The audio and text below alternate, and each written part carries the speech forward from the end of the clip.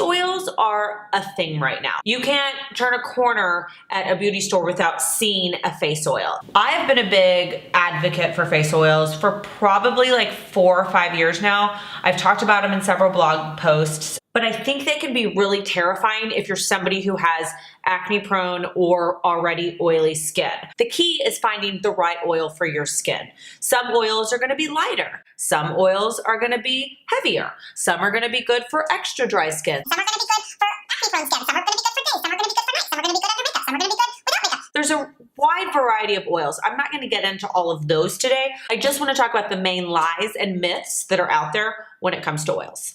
Now, here's the number one myth I would say across the board about oils. I have oily skin, therefore I can't use face oils. That is wrong. So your skin produces natural oils. If you strip all of those oils away, you're gonna essentially dry out your skin, and then your skin is gonna rush to reproduce more oil because it's gonna be so dry. Then you're gonna become more prone to breaking out. So stripping your face of oil, if you are acne prone, isn't the way to go, because you're essentially gonna cause your pores to go into overdrive and produce more oil. So you actually can combat oil with oil. So a lot of people think they can't get glowy skin without makeup. They think I need to use a highlighter, I need to use some sort of, glow stick or some sort of powder on the tops of my cheekbones.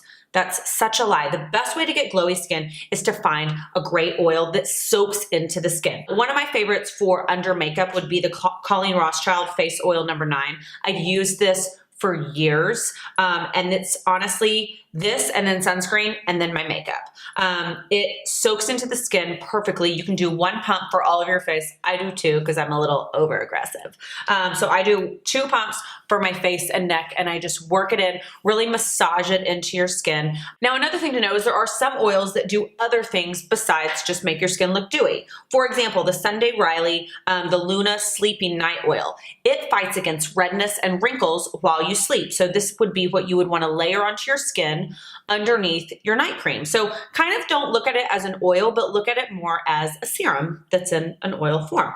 Another example is the Colleen Rothschild Retinol Supreme Night Oil. This is the most gentle version of retinol you're ever going to get, but it's in an oil form. Another great night oil would be the Radiance. This is the brightening rosehip seed facial oil from Beauty Bio, the founders of the Glow Pro. And then another night oil would be the Natura Bissé Diamond Extreme Oil. This one is very heavy, so maybe pack this in your suitcase if you're headed somewhere really dry and cold, or if you want that extra boost of hydration at night. Okay, another thing you need to know about oils. You don't have to wear them alone. They can definitely be layered. They're I think, a really great primer to a cream. I create what Colleen Rothschild calls a cocktail. So I would do a couple pumps of an oil into my hand, and then a scoop of maybe my favorite night cream. Rub them together, put them into your skin, and then you've kind of created the most perfect product cocktail, if you will. So don't look at them as standalones, which they can be standalones under makeup, but treat them as an addition to your skincare regimen. The quickest way to combat aging, make sure your skin stays moisturized and you're not stripping it of all the oils, and do so by using the right oil.